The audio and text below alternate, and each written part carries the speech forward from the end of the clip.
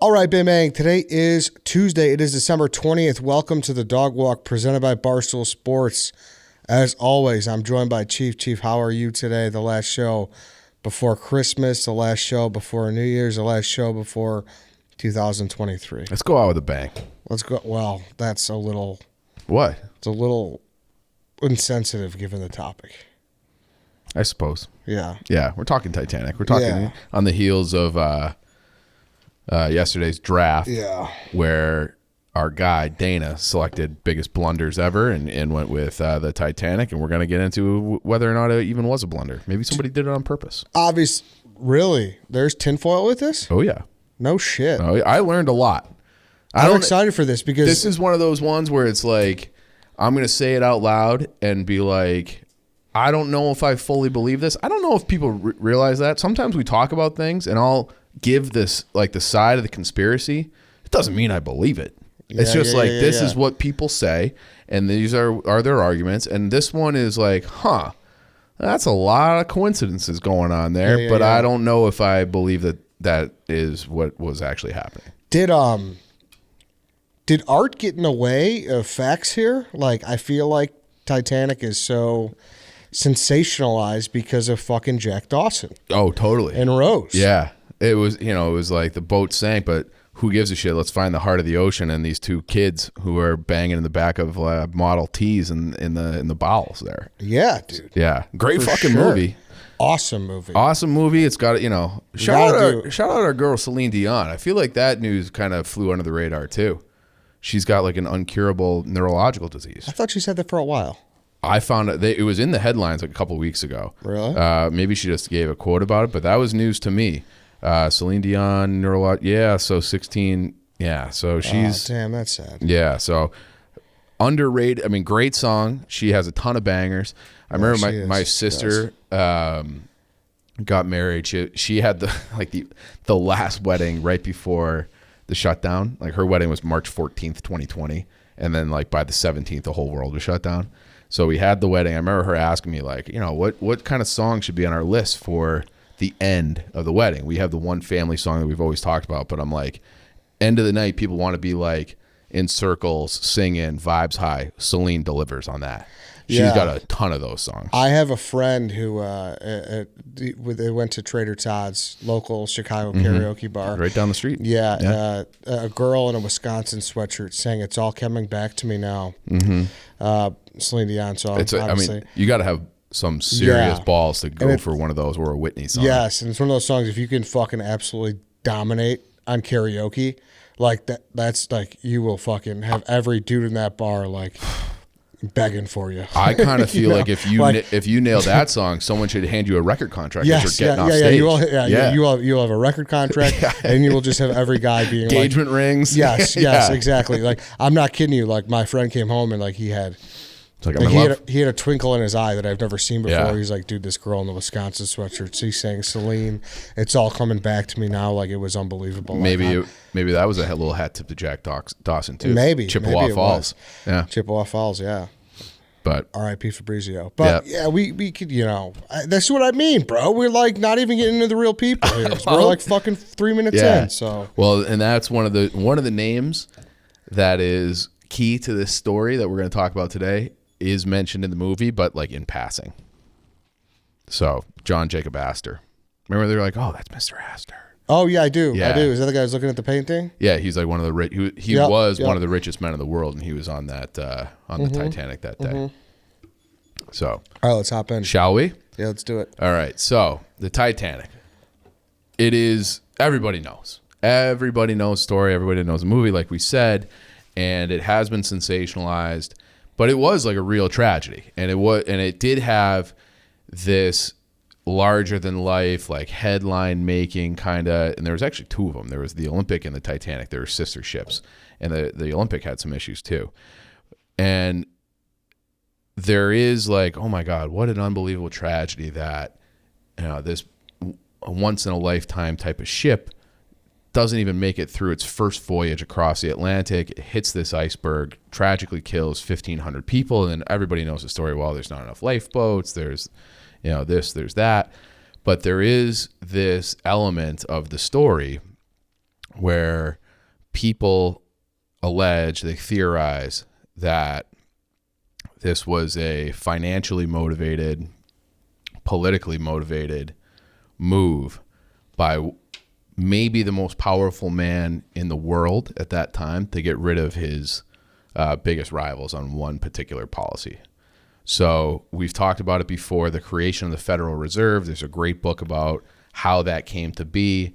The Creature of Jekyll Island is, they basically had this like kind of cartel of these powerful people in the government. They were all kind of together. J.P. Morgan was the number one proponent of creating a Federal Reserve, which is like a privatized bank that lends the government money.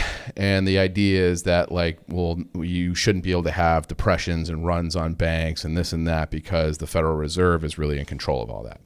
And there's all sorts of issues with central banking, and it was actually written into the Constitution, but it became there in the 1800s. There were so many instances of runs on the bank that it got to the point where it was it became a very political issue and a big talking point where it's should we have a central bank in the United States or not? And Morgan was like, I want to be, yes, we got to have this central bank. And he was richer than the United States government for a while. No shit. In the 1890s, he was the richest man in the world. And back then, when we talked about what the fuck happened in 1971, right, where we went off the gold standard, well, you used to be able to have that paper note for $1, and that was redeemable for actual gold, whatever the value was in gold, the weight of it in gold. You could go into a bank, you can go into and just exchange it for gold.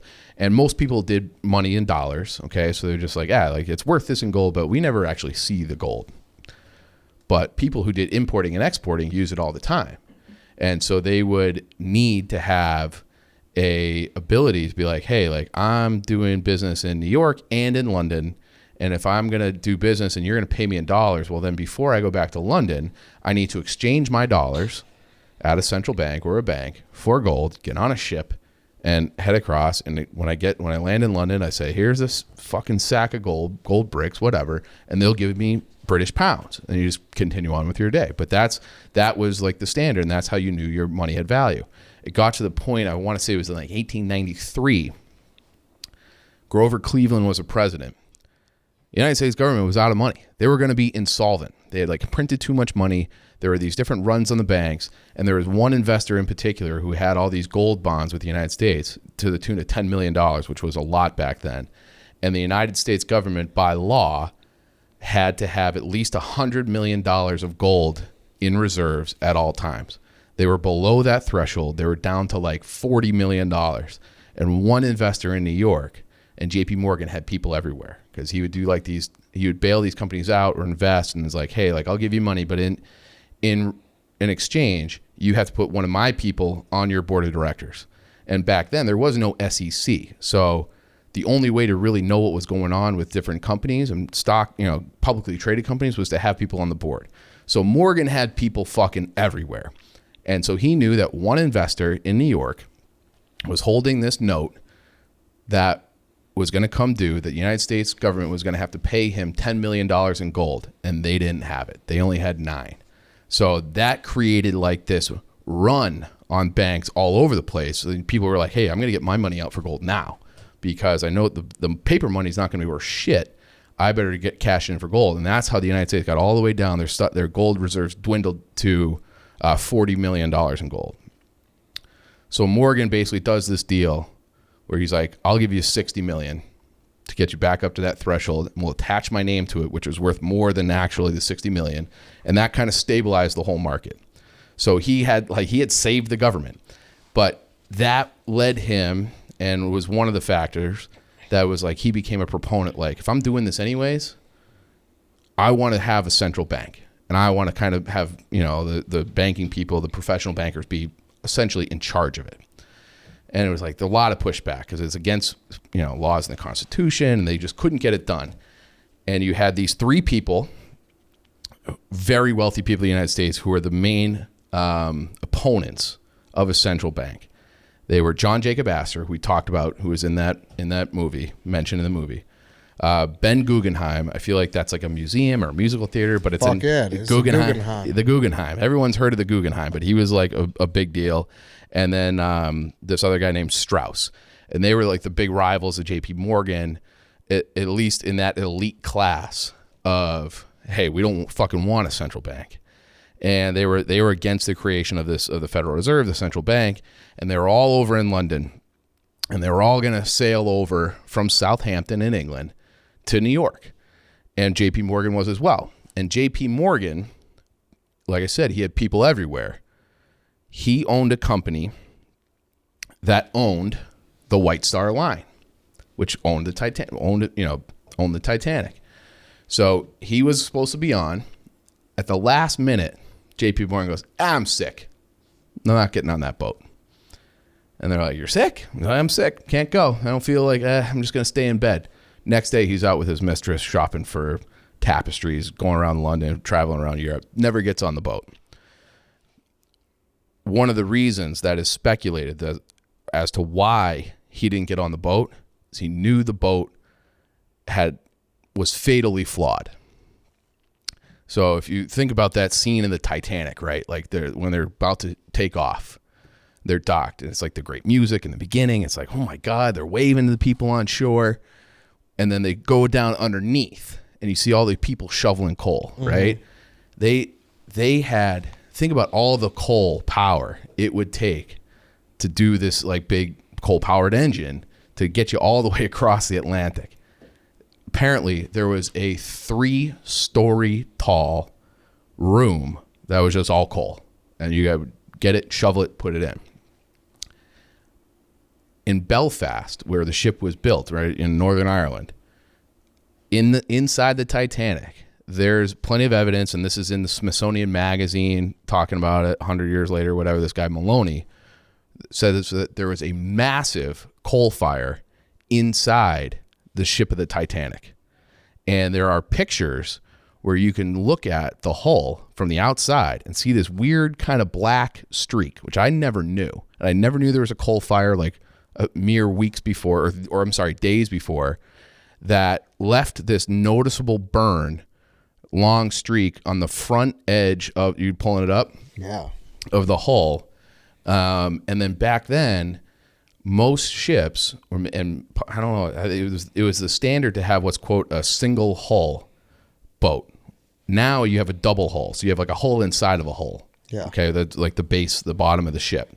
And that's basically to protect it in case you bump into shit. And like an iceberg, let's say. So.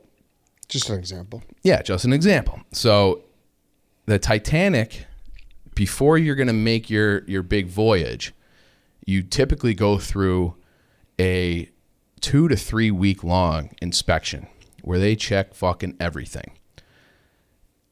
The Titanic inspection in Belfast lasted 3 hours, and they never checked the engine room. And there's speculation that they're like, hey, well, we have all the hype, all the press, all this. We can't go without it, but we got this fire going inside. And it's like, well, let's just have it pass inspection, and it'll probably be fine, because the coal is what you would do. The standard practice supposedly would be like, hey, if you got coal burning out of control, you can't really put it out. What you do is just shovel the burning coal into the furnace at a faster rate. That just makes the boat go faster. Okay. So there are all the speculation. Hey, we want to beat these like speed records across the Atlantic. Well, that might have been part of the motivation. There's another alleged part of the motivation was we got to just keep shoveling fast because we got this fucking fire burning out of control in our fucking engine room. Mm-hmm. So just keep shoveling the coal into this. And so they take off, and there's another fact. So this is 1912. Economy's not exactly booming. It's not exactly great for the working class at that point. All but one of the people in Belfast who were supposed to be working in the engine room quit because we're not getting on the boat going across the Atlantic with that fucking fire going. So they resigned. All of them just quit, walked off the boat because they didn't feel safe, all except for one guy. So the theory is that they never told any of the passengers. They didn't even tell Andrews, who's featured prominently, who's one of the designers of the boat, featured prominently in the movie. He was always like, "Oh, Rose, like, you know, whatever." And they never told any of the passengers about this issue. They never told anybody about the expedited inspection. But it's theorized where it's like, you know who might know about that is the guy who owns the fucking White Star Line, JP Morgan.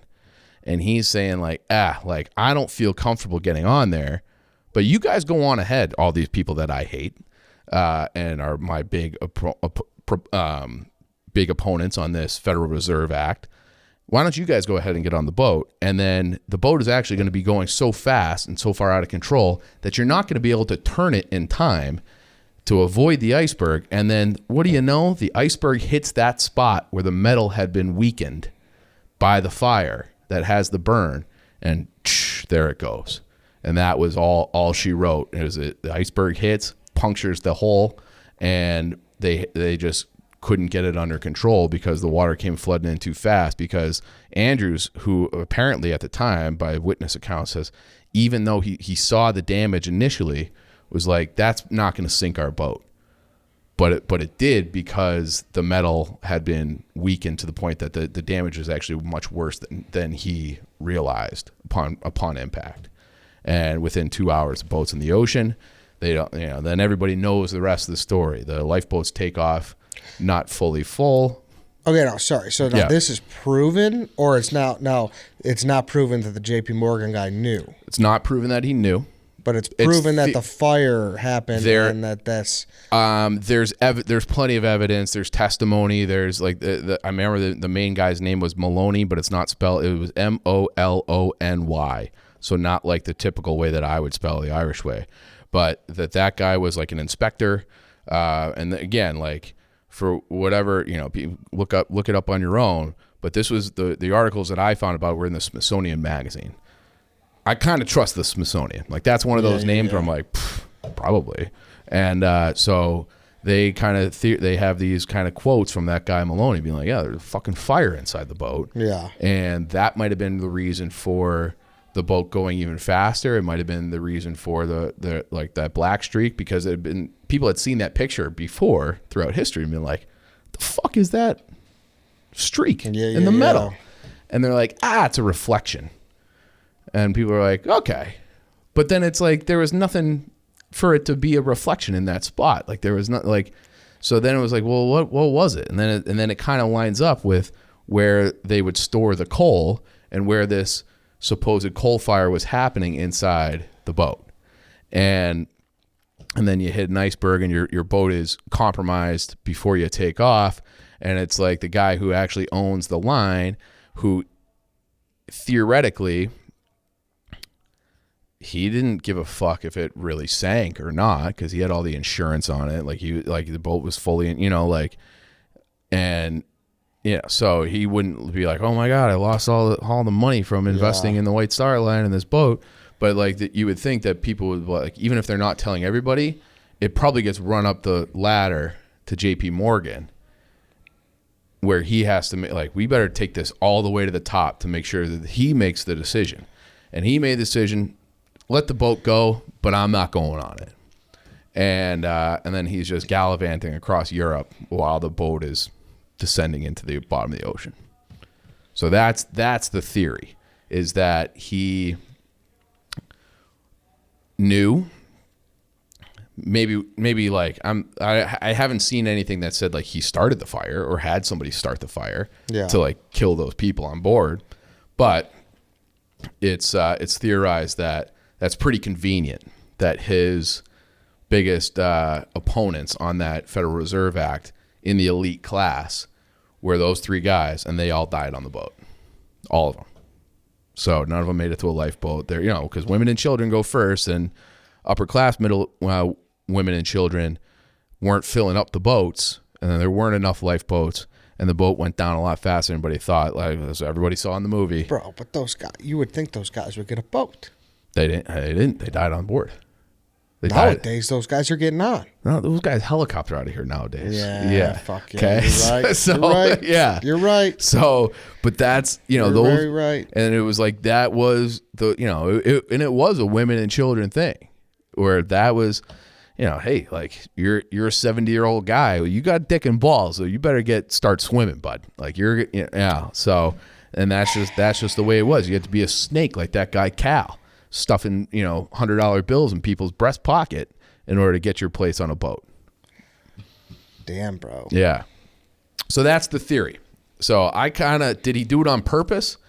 I think maybe he knew, but was like, I'm not getting on, but it's probably going to be fine.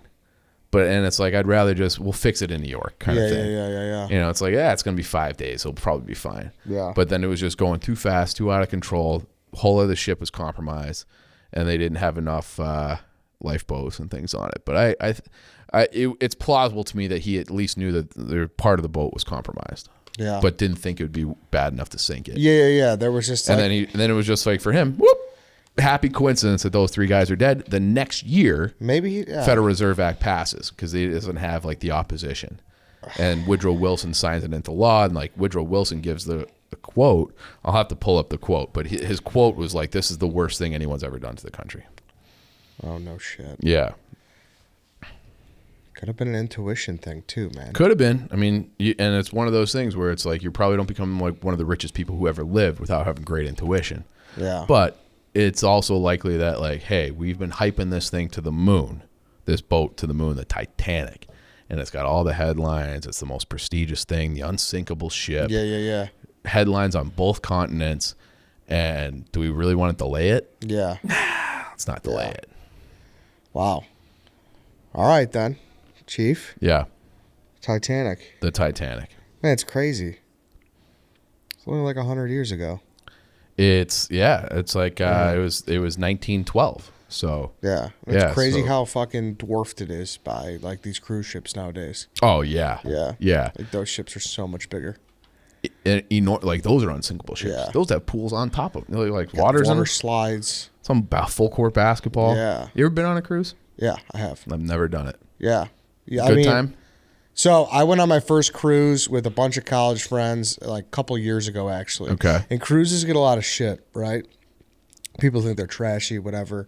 I went in 2018. There was like 15 of us, a group of my guy friends, a group of my girlfriends, and we had a blast. You get the all you could drink package, 4 nights. You stop in the Bahamas, whatever. You get off, you have a good time. It was a fucking blast. Yeah. I had a good time. I liked it a lot. Okay. I think people who shit on cruises have a big fucking dump at their pants, to be honest with you. The thing I liked about it too is people like, I hate being confined. Dude, there's so much to do. Yeah. It's so big, bro. Like, what's the difference between, okay, of course, if you go to a country, like, there's a lot to explore, but like, dude, come on, bro. If you thought I'm the type of guy that's gonna go out there, you don't want to go see the Louvre. Yeah, if you think I'm getting out there and I'm going on a fucking hike or I'm going on a parasail or I'm gonna fucking zip line through the fucking Mojave, the you know jungle, what I mean? It's just not gonna happen. Yeah. You know what I mean? So like, it's the resort. I liked it. I enjoyed it. Yeah, I probably is one of those things where it's like it depends on who you're with too. Yeah, totally. And that's what's cool too. Like we had a great group that like, you get up and it was kind of like, we were like, we were all like 27. Okay. So we're all like, right before like we're super washed. It's like your send off. It was kind of our last like thing adult before spring break kind of thing. Yeah. It was like kind of our last thing before we were super washed. Yeah. And like, you get up, you booze at the pool all day, you take a nap, and then you do it again at night. Yeah. There's like 15 bars on the boat. Yeah, dude. Yeah, like 15 bars and restaurants. There's like an Irish pub. There's a fuck out of here. Yeah, dude. I'm telling you. How big are the bars? Are they like Declan size? Yeah. Like, okay. Yeah. Like there's an Irish pub. There was like a martini bar. There's a karaoke bar. So whatever you want. Yes, exactly. Yeah. There's a karaoke bar. There's like a salsa bar. There was a little jazz line. Did you do the salsa bar? Yeah, we walked in. I didn't, I wasn't dancing myself. Yeah. But the scenery. Move the shoulder a little bit. Yeah. But I enjoyed it. Yeah. I really did. I would go back. I told MB, I said, hey, listen, if we're ever looking to do Barstool cruises, I'll run the fucking flag. You need a fucking guy, I'll fucking They did a ski house this year. That's what I'm saying. It's not dude. Outlandish. Gronk threw one. Yeah, exactly. Get the Don, the DJ. Will you come? Yeah, I'll come. All right. Ever tell you my paraglide story? No. So I did. Paraglide. I can't. paraglide, parasail. Which one's the one that's behind the boat? I got no idea. Okay, so there's the one, but they're both a parachute. I've actually done. Well, I did the one I was in Switzerland. We jumped off you're like attached to a guy. I was probably like 20, and you run and you like jump off a cliff, like you're 3-legged race with a guy, and you're like tied together with harnesses and stuff. Then you're just in the air. Oh, dude, like Harold and Kumar. I haven't seen White Castle. I know. Oh, the movie, no? yeah, but I you're think just they like do fucking like ripping through the air, and that was awesome. Oh yeah. Then I was in Mexico one time, and where the hotel was on the beach, and they were having these things where you're in the water, and then they take off, and like you have a parachute, and the boat's dragging you. So you're just in line, like you're waiting for your turn. And so there was a guy who was in front of me. The guy right before I was supposed to go, he's in the paraglide thing or the whatever it is. The line to the boat snaps while he's like, I don't know, 100 feet in the air. He doesn't come down. He just glides his way into town, like miles, crashes into a tree. Whoa. And then the boat comes around. I'm supposed to be next. They go, hey, we got, another line. You want to go? I'm like, no. Like, give me my fucking money back. Like we don't even know if that guy's alive yet. Yeah, dude. So he came back and he was like, yeah, like he was all scraped up because he crashed into the fucking tree and was just hanging there. Like had to have like townspeople come and like get him down, like fire department or something. But he was like all like, like he fell into a bush or something. But he was all scraped up from this para thing where the zip line or the line from the boat to his harness just snapped. So I'm like, yeah, I'm out on this. It's absurd. Insane. It's absurd. Insane. But it looked fun. Yeah. But I will never do that because of that. Yeah. But easily like that. I was bigger than that guy. I would have been in fucking Mexico City. I'm out on that. Yeah. Get me to the fucking salsa bar. Yeah. Fucking, Suavemente. Yep. Play some Suavemente. I don't know what Suavemente is. Good song. Sounds nice. Listen to it. Yeah. It's the only kind of salsa song I know. A little hip swivel. Yeah. Danza Kudra, I know that one too. All right then, Chief. Thank you. Thank you everybody for listening on Tuesday. Yeah. And thank you for putting in the hard work all the time. It's a nice way to close the year out. Yeah, it is. Yeah. It is. Yeah. And also I like doing the show. Yeah, exactly. If we do the cruise one time, let us know. Yeah, fucking, Carnival Royal Caribbean fucking let us know. Get on it. Sounds like Ed wants to do a sponsorship deal. So Princess hop in the ring. And if you're listening, let us know if you'll come. We'll do this show live from that salsa bar. Well, we'll do the live show from the salsa bar. From the salsa bar, yeah. All right. Sounds like a plan. Thanks, everybody. We'll have one more show tomorrow. I think maybe you'll hang out for that one too. Why not? I got nothing going on. Yeah, exactly. All right. All right, everybody. Thanks for listening. Last show of the year. That's not a best of. Will be tomorrow. We'll see you tomorrow.